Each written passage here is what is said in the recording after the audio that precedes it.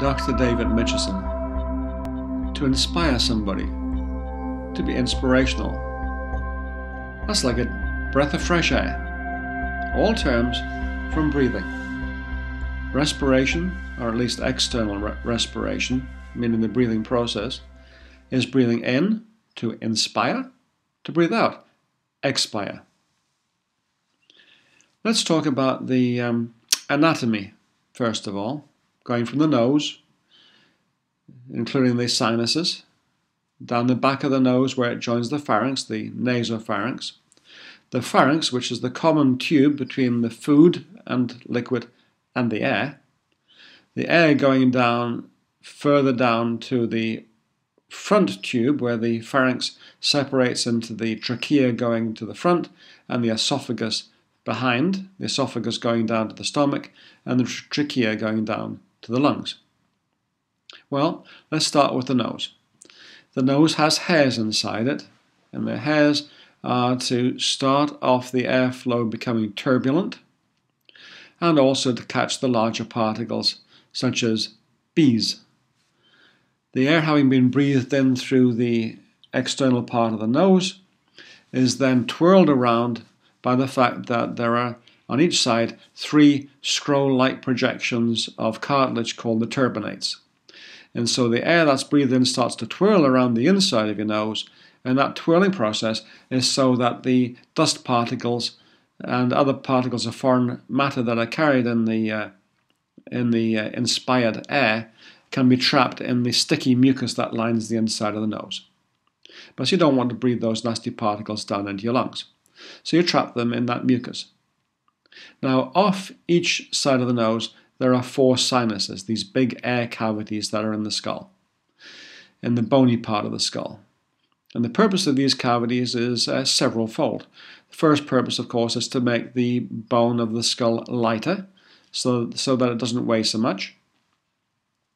It's to make the voice have more depth, timbre, and to resonate, so you can make your voice sound better and project it further and make it louder. And furthermore, those sinuses are also lined by mucous membrane, and they make mucus that comes out again to trap those dust particles. Now, once those dust particles have been trapped by the mucus, they are swept towards the back of the nasopharynx by hair cells that sweep that mucus layer, and then that mucus drifts down the back of your throat, down the pharynx, and it goes down into the esophagus where the bacteria and dust particles will be destroyed by the acid in the stomach and eventually will be excreted out. Now, the air is not only relieved of its dust particles and particles of foreign matter, but it's also warmed up by breathing it in through the nose, and it's made more humid by going there, so that the air that's delivered to the lungs is going to be relatively free of dust particles and nice and warm and moist. The air, once it goes to the back of the nose, it goes down the nasopharynx into the pharynx, and the pharynx is one tube that's common to both the food and drink and air. After you go down the pharynx a little way, it splits into 2 tubes, the esophagus going down into the stomach, where the food and drink go, and in front of that, the larynx. And the larynx is where the air goes, first of all, through the voice box, or the vocal cords, which are adjusted by muscles to produce a large variety of noises that you make when you blow the air out. Below the larynx, or voice box, it becomes the trachea, which is a large tube with C-shaped cartilage holding it open. It splits into 2 bronchi, the left main bronchus and the right main bronchus, the left one going to the left lung and the right one going to the right lung. And then you continue on going down with those air tubes becoming ever more divided and smaller and smaller and smaller and smaller, rather like the branches of a big tree, until eventually you get into little tiny tubes called the bronchioles, and those don't have any cartilage in them, and they lead to the alveoli. And alveoli are lots of little tiny air sacs only 1 cell thick, and that's where gas exchange takes place. Surrounding those alveoli are the capillaries of the pulmonary circulation. And as you will recall, the pulmonary arteries carry deoxygenated blood, that means blood with relatively low oxygen levels, from the right side of the heart, pumped into the lungs through ever smaller arteries till you get to the capillaries, which are also 1 cell thick. And so you now have 1 cell thick capillaries right next to 1 cell thick alveoli, and that's where the gas transport takes place.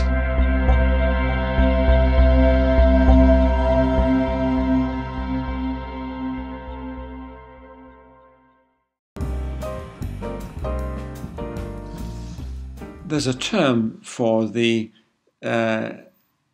thickness of this 1 cell thick alveolar wall and the 1 cell thick capillary wall, and that is the thickness of the respiratory membrane. The overall surface area of this respiratory membrane in health is about 50 square meters, and the thickness of this respiratory membrane is about 0.5 microns, which is less than 1/1000th of a millimeter, and this thinness allows for very efficient gas exchange. Well, what are we actually breathing in? We're breathing in air.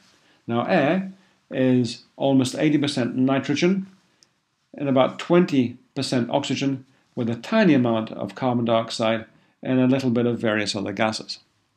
So when it gets down to the respiratory membrane, you have 20% oxygen and a tiny bit of carbon dioxide. The right side of the heart pumps that deoxygenated blood, which means it doesn't have very much oxygen in it, into that respiratory membrane.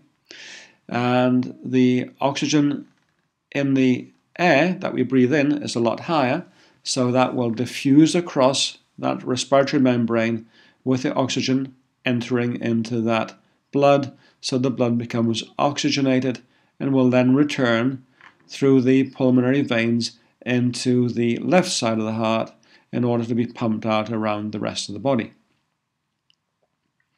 Conversely, the deoxygenated blood that comes into the lungs is going to have carbon dioxide at a higher concentration than the carbon dioxide in the air that we breathe in, and so the carbon dioxide will diffuse across that respiratory membrane, and the air that we breathe out will contain a lot more carbon dioxide than the inspired air.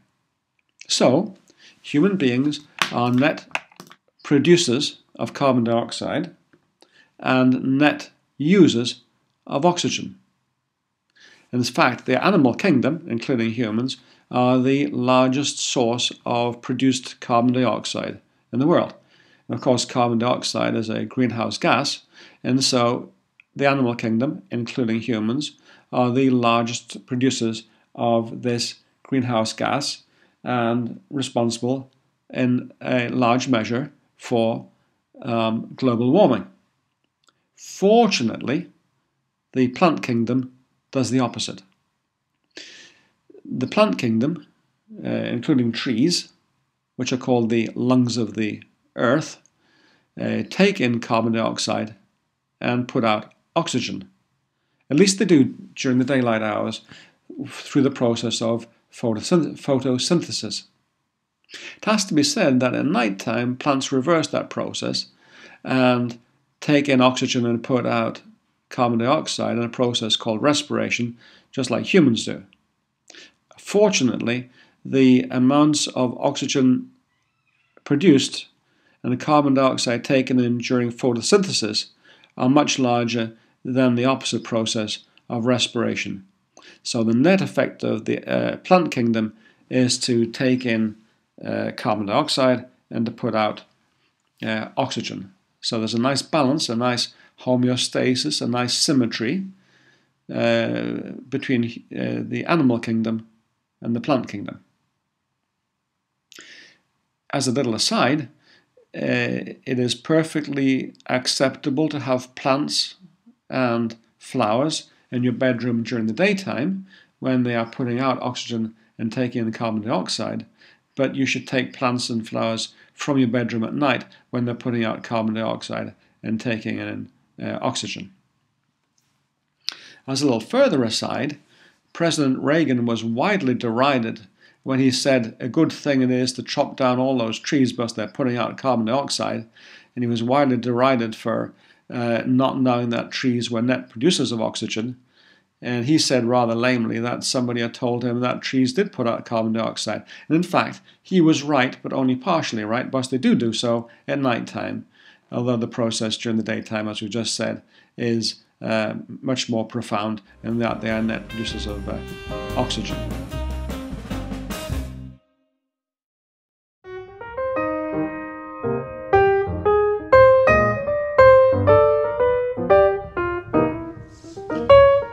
The process of breathing is with the lungs and the diaphragm and the muscles in between the ribs, which are called the intercostal muscles, meaning between costal the ribs. And there are two sorts of intercostal muscles, the ones on the outside called the external intercostals, and they are responsible for breathing in, and the internal intercostals, which are responsible for breathing out. Now the lungs are light, air-filled, spongy, elastic sacs that fill the inside of the chest cavity or thoracic cavity or thorax as it's known. They are encased by pleura, which is in two layers. Pleura is a nice, very thin membrane which secretes a fluid, pleural fluid. And it makes this fluid so that the lungs can be nicely lubricated so they move nice and smoothly. Now the pleura, as I said, has two layers, one that's attached to the lungs and one that's attached to the inside of the thoracic cavity, and it's really a potential space that's between them with this little bit of fluid that makes things nice and smoothly lubricated. But the layers stick together rather like one of those annoying plastic bags that you get where you just can't manage to open it up as the two layers of plastic stick together. Now when you breathe, the diaphragm, which is a large concave muscle that separates the thoracic cavity from the abdominal cavity, it's concave, it attaches to a central tendon, and it's a big muscle that goes all the way across, but of course has holes in it to allow things like the esophagus, etc., to come down. Now when you breathe in, that diaphragm will descend, making the thoracic cavity bigger.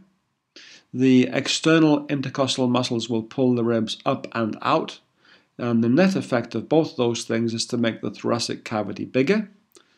The outside layer of the pleura gets pulled along with it.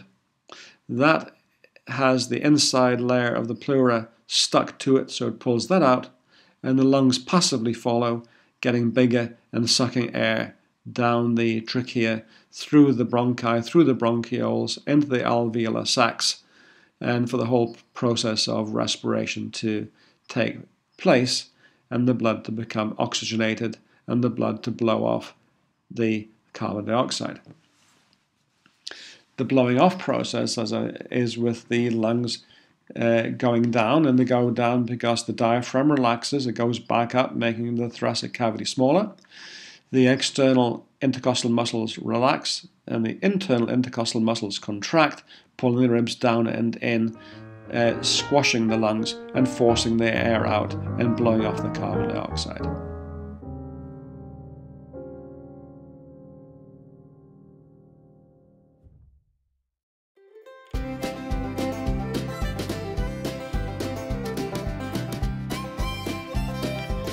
The lungs work like a pair of bellows, to breathe in and to breathe out. And the control of that breathing in and breathing out of the respiration is from the brain, with there being four centers that drive it. The center to breathe in, which is the inspiratory center. The center to breathe out, which is the expiratory center, both in the medulla oblongata part of the brain, and also modified by another couple of centers called the pneumotaxic center in the apneutic center, both of those in the pons part of the brain. And the main cranial nerve that controls breathing is the 10th cranial nerve, the vagus, VAGUS, with a little bit of input from the 9th cranial nerve, the glossopharyngeal nerve. Now you'll see some confusing terms for breathing and the different volumes. Our normal breathing, when we breathe in and out, is called the tidal volume, just like the tides of seas. Of course, just as a little aside, not every sea has a tide. The Mediterranean, for example, doesn't, but most every other sea does. And the tidal volume is what we normally breathe in and breathe out. But we have reserves. There's one called the expiratory reserve volume. And that is what we have left if we need to cough or choke. It's an extra reserve beyond what we would normally breathe out in our tidal volume. And further beyond that still, even beyond the expiratory reserve volume, we have something called the residual volume. And that's the air left behind when we've used up the tidal volume blowing it out and the expiratory reserved volume and what's left still behind. And the reason that we have that is so that we can expand the lungs relatively easily again. If we were to breathe all the air out in our lungs, then each breath would be like starting to blow up a fresh balloon from new. You know how difficult it is to get those few little bits of air into the balloon, and then once you get it going, it's quite easy. Well, we keep a little bit of air left in our lungs called the residual volume so that we don't have to blow up that balloon from scratch every time. It has to also be said at the same time that we have a substance called surfactant, which lowers the surface tension of the lungs so that we're able to blow them up more easily also. There's another term called the inspiratory reserve volume. And that's the air that we can breathe in well beyond the tidal volume. So if you want to go diving in the water and you want to hold your breath for a long time, you're going to take several deep breaths to blow off as much carbon dioxide as you can. And you're going to take in the deepest possible breath that you possibly can to hold it.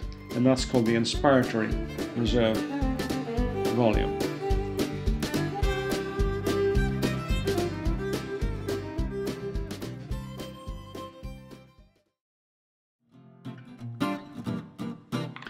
Let's talk in a little more detail about how the respiratory gases are carried in the blood.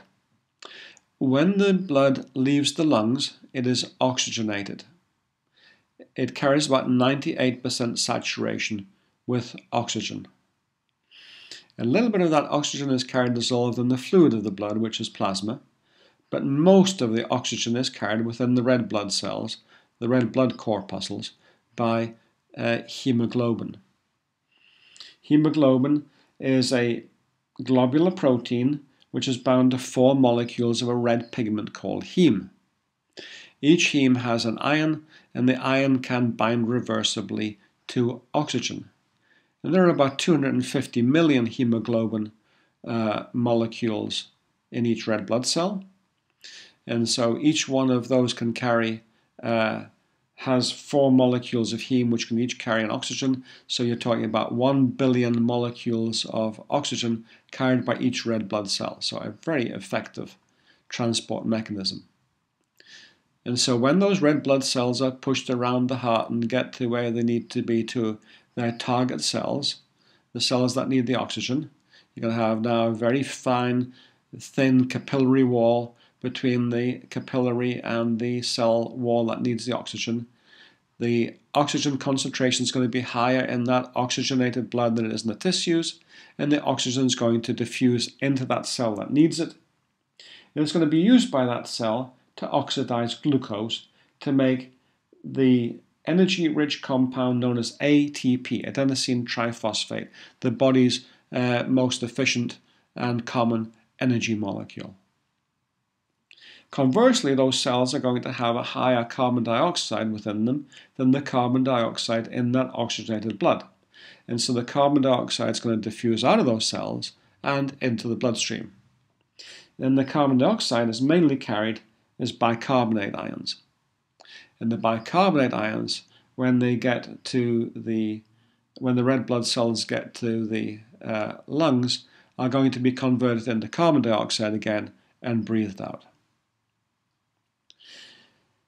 The arterial blood is about 98% saturated with oxygen, and the venous blood, it doesn't lose all of its oxygen, it still retains about 75% oxygen, and that's known as the venous reserve.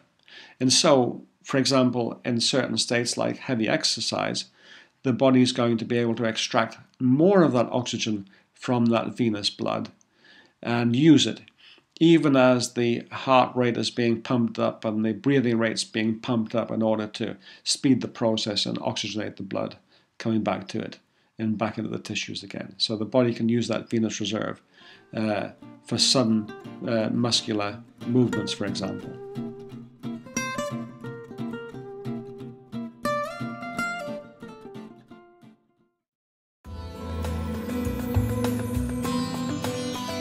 Let's summarize a little bit. Effective respiration, breathing, requires gas exchange in the lungs, that's known as external respiration, and gas exchange in the tissues, that's known as internal respiration. External respiration, the act of breathing, has three processes. The first is ventilation. Ventilation is the gas distribution into and out of the pulmonary airways. The second process is pulmonary perfusion. That's blood flow from the right side of the heart through the pulmonary circulation and into the left side of the heart. And the third and final process is diffusion. That's gas movement through a semi-permeable membrane from an area of greater concentration to one of lesser concentration. So external respiration, that's the process of breathing in, inspiration, and breathing out, expiration. Three processes: ventilation, pulmonary perfusion, and diffusion.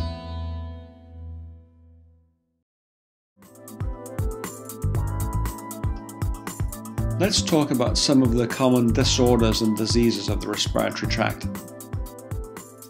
Because they're interesting, because we need to treat them, and plus it also helps us learn how the normal processes work when we see what happens when they become diseased.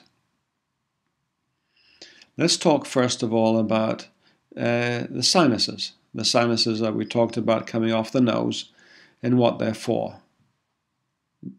So, what happens when you get infection of those sinuses? They get infected and they get inflamed. If you remember, inflammation causes redness, swelling, pain, and heat. So when you get an inflamed sinus, it's going to clog up. Your voice is going to get a very nasal characteristic. So your voice is going to sound like that when your nose is plugged up. You're not going to be able to breathe very easily because now your nasal membranes are inflamed and you can't breathe through your nose. You have to breathe through your mouth. When you breathe through your mouth, you're no longer going to supply the lungs with that nice, moist, hot air. You're now going to be breathing in cold, dry air. You're not going to be able to filter out those dust particles, so you're going to breathe in dirty, dry, cold air, which the lungs don't like, so it irritates them. The sinuses are producing mucus at a great rate, so it's going to be going down the back of your throat and you're going to be coughing it up. So you're going to have a condition called catarrh, C-A-T-A-R-R-H.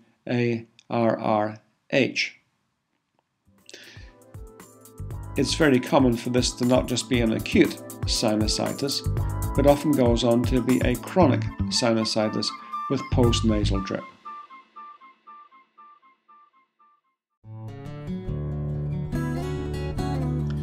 Let's talk a little bit about choking. As you will recall, we talked about the pharynx being a common tube that carries the food and drink, and also the air. With the food and drink going down the back passage, which is the one that goes to the stomach, and that's called the esophagus, and a front passage that's called the larynx, which leads to the trachea going down to the lungs. Now, there's a little flap of cartilage called the epiglottis, and so when we eat or drink something, the larynx is drawn up by its muscles, and the epiglottis folds down over it, and that stops the food and drink from going the wrong way down into the airways. Occasionally, we get that not quite right, and some food, or liquid, or sputum goes down the front passageway, and that leads to intense choking, where we cough and choke and use our reserve expiratory volume in order to push that foreign matter out of the airway back to where it belongs again. And we cough like crazy after that in order to continue that process. Now, if we're unlucky and you've dropped something down there like a piece of steak, then you're going to block your airways off and you're going to die in about 4 minutes. So it's very useful to be familiar with the Heimlich maneuver. It's worthwhile Googling that. I think everybody should be able to do it. And the Heimlich maneuver is you get behind somebody and you clasp both arms together and you very forcibly pull back against their abdomen in order to push every last bit of air that they have in, forcibly pulling up, pushing the diaphragm, pulling the diaphragm to compress it, to get the last bit of air out of those lungs in order to push that out.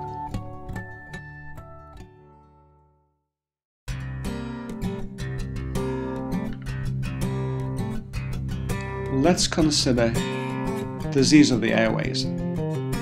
The airways, of course, being the major bronchi, the smaller bronchi, bronchioles, and the alveoli. If you get an acute inflammation of the bronchioles, they will become red, swollen, painful, hot, and loss of function. The lining within them will swell up so that the lumen of each bronchiole is lessened, so it's harder to breathe through it, and you'll get a reduction of the air supply going down to the lungs, and so you become short of breath. That's called an acute bronchitis.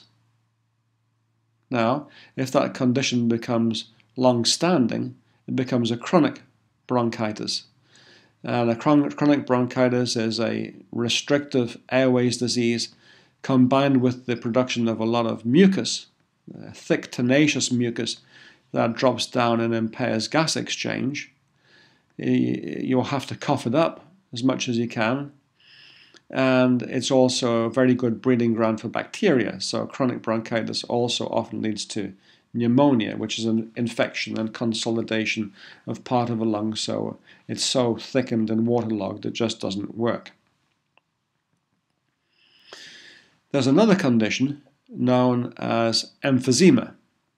And emphysema affects the alveoli, those tiny air sacs where the gas exchange takes place, and the walls of the alveoli get destroyed, and so you end up with a much smaller surface area of alveoli, and so you can't get adequate gas exchange, and you become chronically short of breath. Both emphysema, which affects the alveoli, and chronic bronchitis, which affects the bronchi and bronchioles, but not the alveoli, are both known as chronic obstructive pulmonary disease. They're the two diseases that make up COPD, chronic obstructive pulmonary disease. And the major cause of both of those is cigarette smoking, although you can also see a little bit in coal miners and stone workers.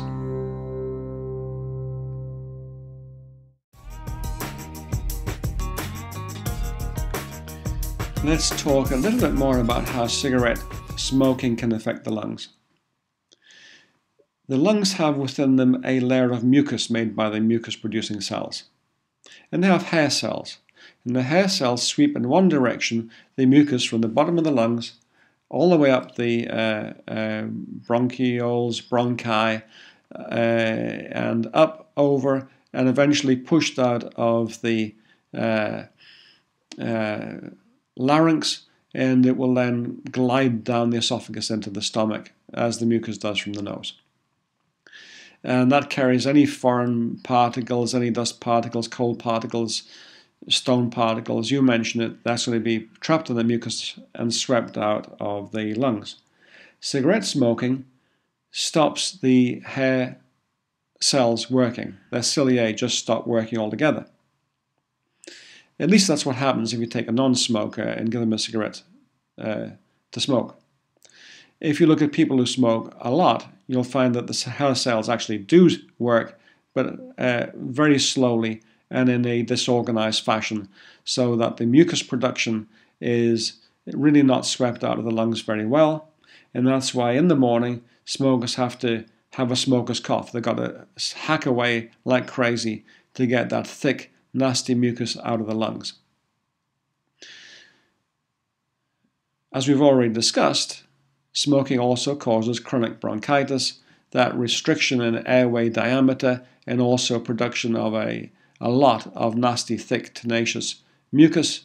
And it also causes emphysema, where the walls of the alveoli get destroyed and the surface area on the respiratory side of the membrane is much reduced, all of which leads to decreased oxygen, buildup of carbon dioxide, chronic shortness of breath, and respiratory failure, and ultimately death.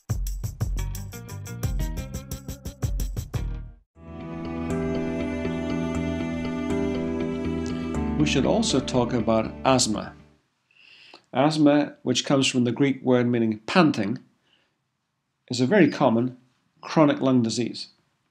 It tends to be variable in its symptoms. It tends to be recurrent, meaning it'll be there all of the time, but usually only mild and occasionally severe. And it is an inflammatory response to an allergen. For example, hay fever, very commonly seen. And when you get that allergic response, then the airways narrow down and you can't get the air in adequately and you become short of breath and very often panicky. The difference between this and, say, chronic bronchitis and emphysema is that the chronic bronchitis and emphysema are non-reversible airways disorders, whereas asthma is a reversible airways disorder, meaning that you can give medications that will relax those airways and you'll be able to breathe fine again.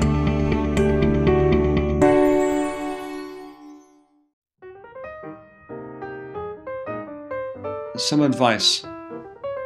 First of all, something to do in health and to promote good health, and that is deep breathing.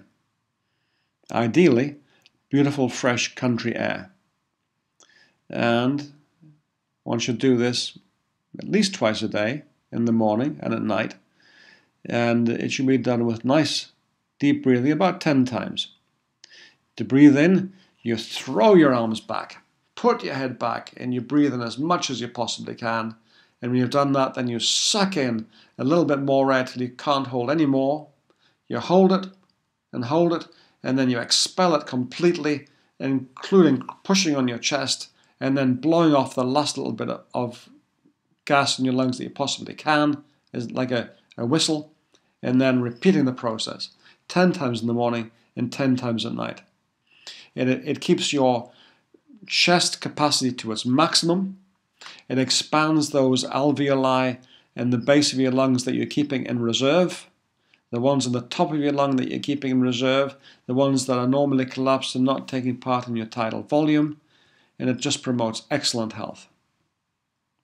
And the second tip is when in fact you have an upper respiratory tract infection and you're coughing. And it's common to use a cough medicine to suppress the cough. Well, it's all right to suppress a cough in one situation only. And that situation is when the cough is exhausting you, and when your chest is hurting so much you can hardly bear it. Otherwise, the coughing is a very good defense mechanism of the body. What you're doing when you give that sharp barking cough, the is to produce a lot of pressure against the closed glottis before you cough, and that pressure pushes open those swollen, inflamed alveoli at the bottom of your lungs, and it forces them open, and it prevents pneumonia. So don't suppress those coughs unless you really have to.